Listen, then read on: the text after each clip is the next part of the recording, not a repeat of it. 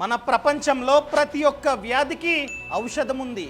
కానీ మనమే కనుక ఫినాన్షియల్గా సిక్ అయితే, అనగా మనమే కనుక ఫినాన్షియల్ ట్రాప్లో పడితే ఎటువంటి ఔషధం లేదు. సో అందుకనే మనం చాలా అంటే చాలా జాగ్రత్తగా ఉండాలి. చాలామంది ఈ ఫినాన్షియల్ ట్రాప్లో పడడానికి ప్రధానమైన కారణం అప్పు, అనగా లోన్. ఈ మధ్యన అప్పు అన్నది చాలా అంటే చాలా కామన్ అయిపోయింది. ఇంతకుముందు రిటైర్మెంట్ అయిపోయిన తర్వాత ఆ సేవింగ్స్తో ఇంటిని కట్టుకునే వాళ్ళు లేదా కొనుక్కునే వాళ్ళు. కానీ ఇప్పుడు జాబ్ వచ్చిన 2-3 ఇయర్స్కే హోమ్ లోన్, కార్ లోన్ ఇవన్నీ తీసుకొని ఇంటిని కొంటూ ఉన్నారు, కార్ని కూడా కొంటూ ఉన్నారు. సో ఈ విధంగా వస్తుంది కదా అని చెప్పి ఇష్టం వచ్చినట్టు లోన్స్ తీసుకొని ఆ తర్వాత అప్పుల ఊబిలో కూరుకుపోతూ ఉన్నారు. సో ఈరోజు ఈ వీడియోలో ఈ లోన్ ట్రాప్ నుండి ఏ విధంగా బయటపడాలో కొన్ని టిప్స్ని మీకైతే తెలియజేస్తా. సో ఈ వీడియోని లాస్ట్ వరకు చూడండి. అంతేకాకుండా ఇంతవరకు ఈ ఛానల్ని సబ్స్క్రైబ్ చేసుకోకపోతే ఇప్పుడే సబ్స్క్రైబ్ చేసుకోండి. నేను మీ కౌశిక్ మరిడి.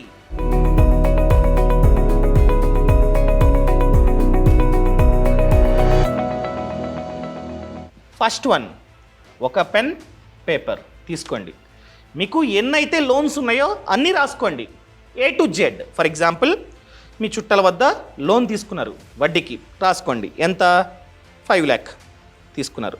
వాళ్ళ పేరు, అప్పు ప్లస్ వడ్డీ ఉంటుంది కదా, వడ్డీ కలిపి ప్రెజెంట్ అవుట్ స్టాండింగ్ ఎంత, అసలు ప్లస్ వడ్డీ అంత కలిపి.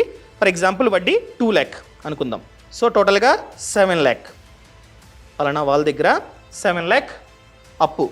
వడ్డీ ఎంత రాసుకోండి, అది మెయిన్. ఫర్ ఎగ్జాంపుల్ మీరు 2 rupees వడ్డీ అనగా 24% రాసుకోండి. ఫస్ట్ అప్పు చుట్టాల వద్ద తీసుకున్నారు, 5 lakh ప్లస్ 2 lakh వడ్డీ అయింది, అంతా కలిపి 7 lakh.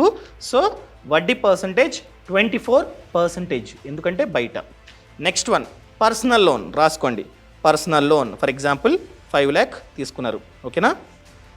ప్రెజెంట్ అవుట్ స్టాండింగ్ అంటే ఇప్పుడు ఆన్ ది స్పాట్ ఆ లోన్ని క్లియర్ చేద్దామంటే టోటల్గా 5 lakh, అసలు ప్లస్ వడ్డీ అంతా కలిపి 5 lakh అవుట్ స్టాండింగ్ ఉంది.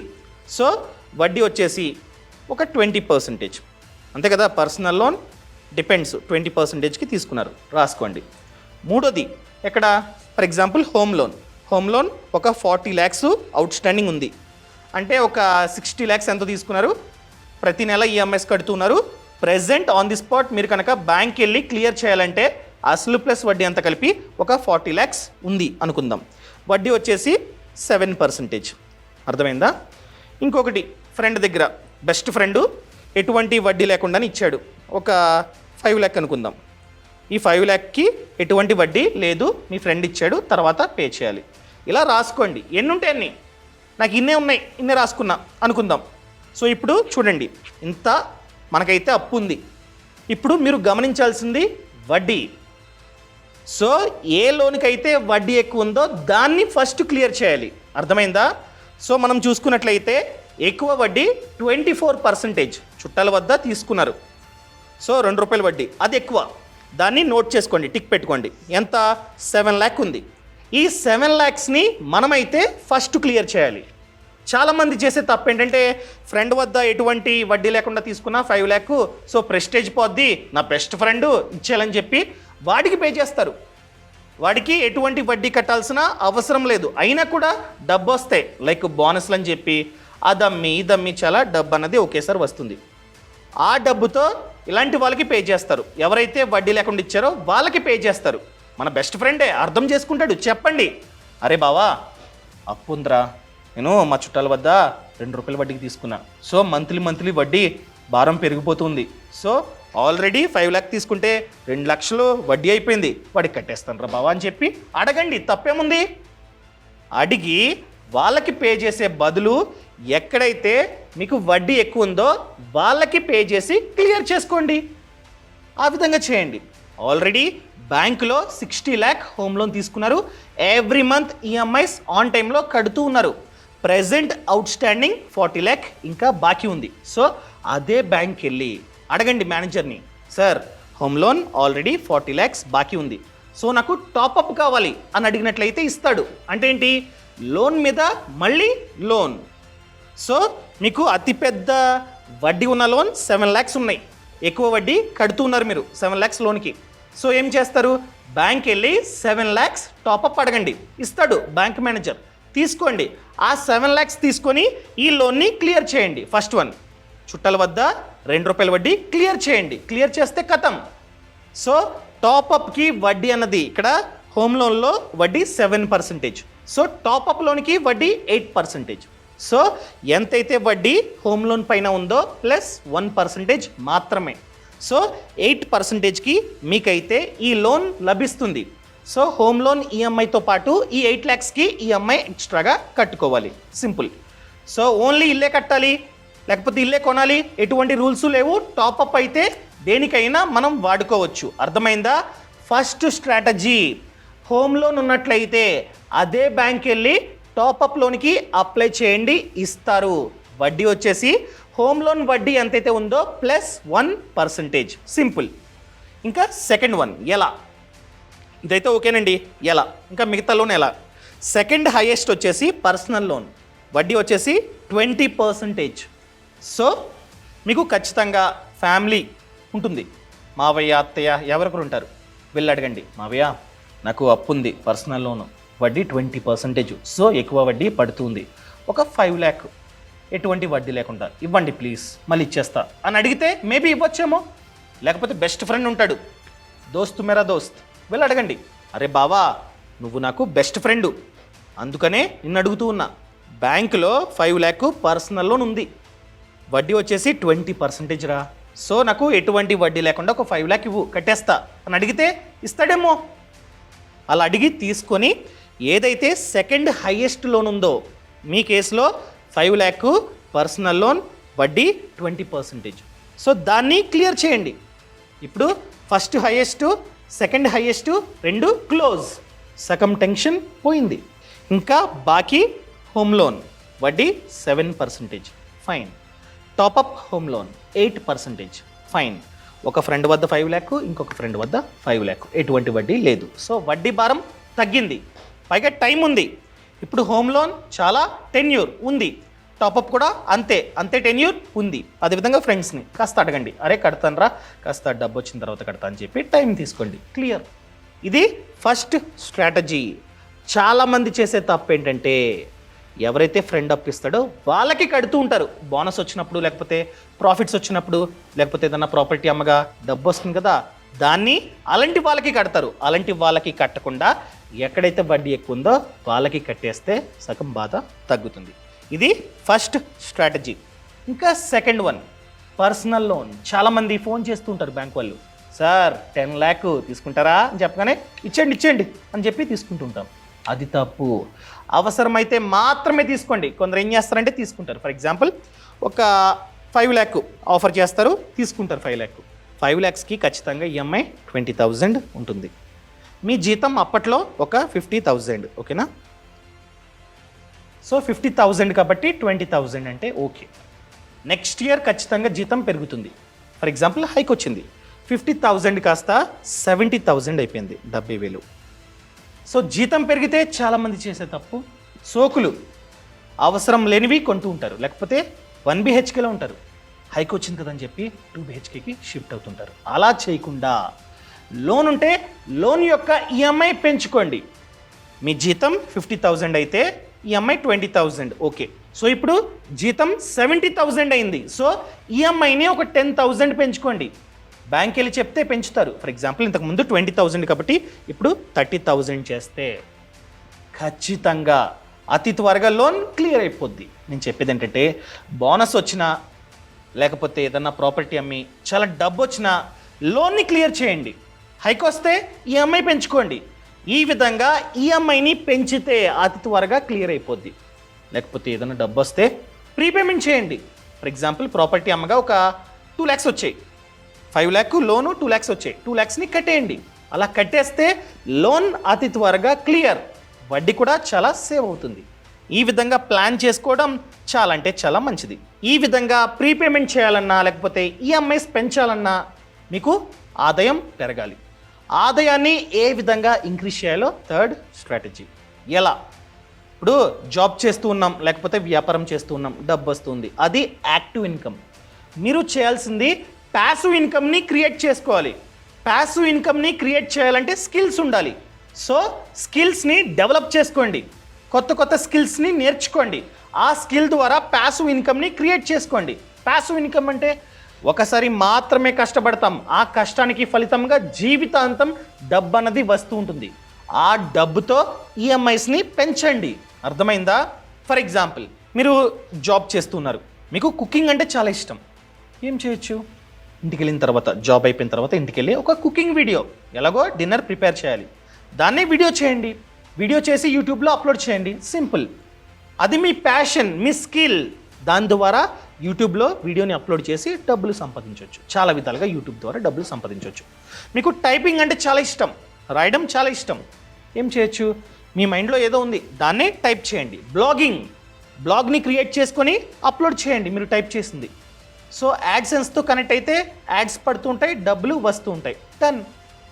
ఆ బ్లాగింగ్ మీ ప్యాషన్, మీ స్కిల్, దాని ద్వారా డబ్బులు. ఫోటోగ్రఫీ, ఫోటో ఉంది, జాబ్ నుంచి వచ్చిన తర్వాత ఫొటోస్ తీయండి. సండే సాటర్డే వెళ్ళి ఫొటోస్ తీయండి, కెమెరా అప్లోడ్ చేయండి. కొన్ని సైట్స్ ఉన్నాయి, ఐ స్టాక్, సెటర్ స్టాక్, లేకపోతే కొన్ని ఉన్నాయి. దాని ద్వారా వాటిల్లో మీ ఫొటోస్ని అప్లోడ్ చేస్తే వాళ్ళు డబ్బులు ఇస్తారు. ఫర్ ఎగ్జాంపుల్ గెటీ ఇమేజెస్ ఇలాంటివి ఉన్నాయి. సో ఎవరైనా సరే మీ ఫోటోని యూజ్ చేసుకుంటే ఇంత డబ్బు అని చెప్పి మీకైతే ఇస్తారన్నమాట. డబ్బు వస్తూ ఉంటుంది, ఎందుకు వేస్ట్ చేయడం? అదేవిధంగా ప్రాపర్టీ ఉంటుంది, ఏదో ఖాళీగా ఉంటుంది, లీజ్కి ఇవ్వండి, లేకపోతే రెంట్కి ఇవ్వండి, డబ్బు అన్నది వస్తూ ఉంటుంది. ఇలా మీరే కనుక ప్యాసివ్ ఇన్కమ్ని క్రియేట్ చేసుకుంటే మీ యొక్క ఈఎంఐస్ని ఈజీగా పెంచుకోవచ్చు, ఆదాయం కూడా పెరుగుతుంది. లేకపోతే ఇదంతా స్కిల్స్ లేవండి బెబ్బే అనుకున్నట్లయితే పార్ట్ టైం, ఈ జాబే కాకుండా ఇంకొక job part time, delivery boy etcetera చేసుకోవచ్చు. పార్ట్ టైంగా రెస్టారెంట్లో కూడా చేసుకోవచ్చు. తప్పేముందండి? మన లోన్ క్లియర్ అయిపోద్ది, రేపొద్దున మనమే హ్యాపీగా ఉండొచ్చు. చాలామంది ఈ డెట్ ట్రాప్లో పడి సూసైడ్ చేసుకుని చనిపోయారు, దానికని ఇది బెటరే కదా. సో ఇలా చేసుకుంటే అతి త్వరగా మనమైతే క్లియర్ చేసుకోవచ్చు. లేకపోతే వైఫ్ ఉంటారు, ఖాళీగా ఉంటారు, వాళ్ళ చేత బిజినెస్ పెట్టించండి. చాలా తక్కువ పెట్టుబడితో చాలా వ్యాపారాలు స్టార్ట్ చేసుకోవచ్చు. For example chocolate, home made chocolate business, అయ్యే పెట్టుబడి 1000 అంతే. మనం మార్కెట్లో కొనుక్కోవాల్సింది కాంపౌండ్, మోల్డ్స్, అంతే. సింపుల్. 1000తో మనమైతే ఈ వ్యాపారాన్ని స్టార్ట్ చేసుకోవచ్చు. అదేవిధంగా సోప్ని కూడా ఇంట్లోనే ప్రిపేర్ చేసుకోవచ్చు. దానికి ఏ పెట్టుబడి? మినిమం 1000. ఇలా మనమే కనుక కొత్తగా వ్యాపారాన్ని ఇంట్లోనే స్టార్ట్ చేసుకుంటే ఎక్స్ట్రాగా డబ్బు అనేది వస్తుంటుంది. ఆ డబ్బుతో ప్రీపేమెంట్ చేసి క్లియర్ చేసుకోవచ్చు, లేకపోతే ఈఎంఐస్ని పెంచుకోవచ్చు. సింపుల్.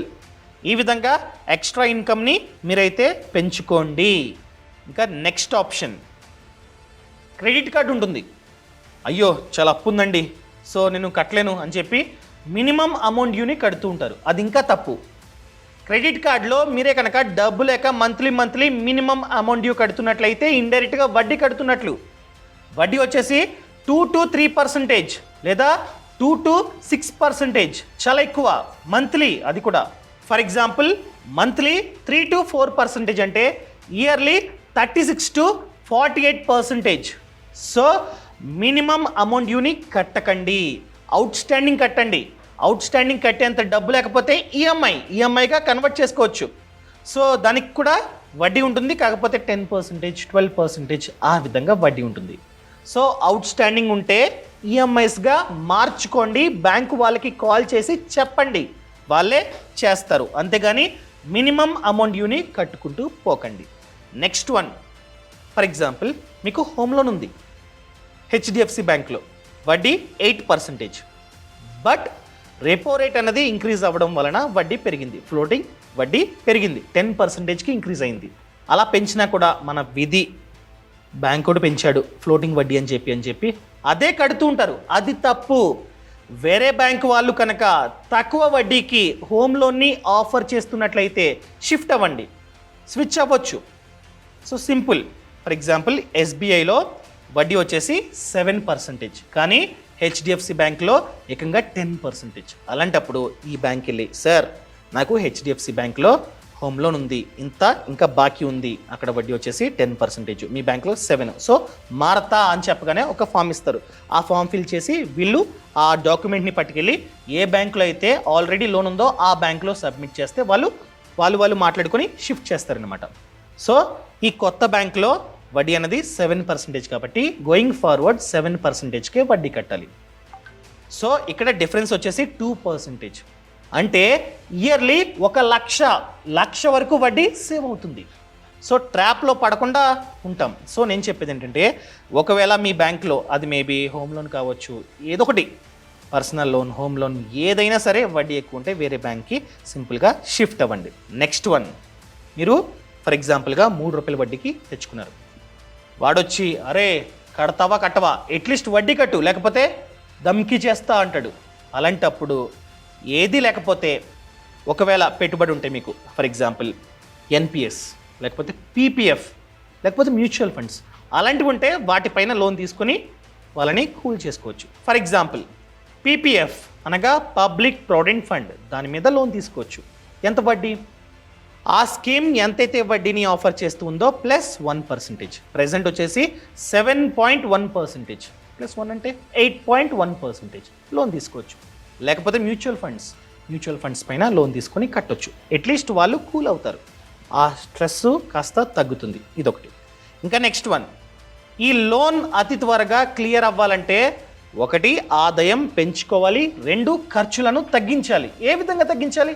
మీ ఇంట్లో చూడండి, మొత్తం ఇలా చూడండి, ఏదో ఒకటి ఉంటుంది, దాన్ని వడం. సో అవసరం లేని వాటిని కొనకండి. Wants, needs. వాంట్స్ అంటే కోరికలు, నీడ్స్ అంటే అవసరాలు. ఏమైతే అవసరమో వాటిని మాత్రమే కొనండి. షాపింగ్కి వెళ్ళే ముందు ఒక లిస్టు ప్రిపేర్ చేసుకోండి, ఏమి కావాలో వాటినే రాసుకోండి, వాటినే కొనండి. అలా చేసినట్లయితే ఖర్చులు తగ్గుతాయి. అట్లీస్ట్ ఈ లోన్స్ క్లియర్ అయ్యేంత వరకు ఆ ఖర్చులను తగ్గించండి. తగ్గిస్తే ఆటోమేటిక్గా సేవింగ్స్ అనేవి ఎక్కువగా అవుతాయి. సో వాటిని కట్టొచ్చు మీరు వెనక్కి. ఇంకా లాస్ట్ వన్, ఇన్సూరెన్స్. ఖచ్చితంగా ఇన్సూరెన్స్ తీసుకోండి. చాలామందిని చూసాం, మాకు ఎటువంటి అప్పులు లేవండి, మా అబ్బాయికి మొన్న యాక్సిడెంట్ అయింది, సో హాస్పిటల్లో జాయిన్ చేసాం, 10 లక్షలు ఖర్చు అయింది. ఆ 10 లక్షలు డబ్బు లేక చచ్చి చెడి అప్పు చేసి కట్టాం, అప్పు పెరిగిపోతుంది రోజు అంటుంటారు. ఎందుకు? అదే మనమే కనుక ఇన్సూరెన్స్ తీసుకుంటే, మన మీద మన ఫ్యామిలీ మీద ఇన్సూరెన్స్ తీసుకుంటే ఆ హాస్పిటల్ బిల్లు మొత్తం ఇన్సూరెన్స్ కంపెనీ వాళ్ళే భరిస్తారు. సో ఫ్యూచర్లో మీకు ఆ సిచ్యువేషన్ రాకుండా ఉండాలంటే ఇప్పుడే హెల్త్ ఇన్సూరెన్స్ పాలసీని తీసుకోండి. Next one, term insurance. For example మన పేరు మీద 50 లక్షల అప్పు ఉంది, రేపు ఏదైనా కారణం చేత చనిపోతే మనం అప్పు మొత్తం మన ఫ్యామిలీ కట్టాలి.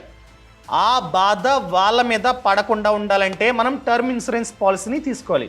1 కోటి కవరేజ్ తీసుకోండి. రేపొద్దున మనకి ఏదైనా జరిగినా కూడా మన ఫ్యామిలీ ఆ అప్పు కట్టాల్సిన అవసరం లేకుండా బీమా కంపెనీ వాళ్ళు ఆ 1 కోటి రూపాయలు ఫ్యామిలీకి ఇస్తారు, ఫ్యామిలీతో కట్టుకుంటారు వాళ్ళు, ఆ ఫ్యామిలీయే అప్పుని క్లియర్ చేసుకుంటారు. ఈ విధంగా చేసుకోండి.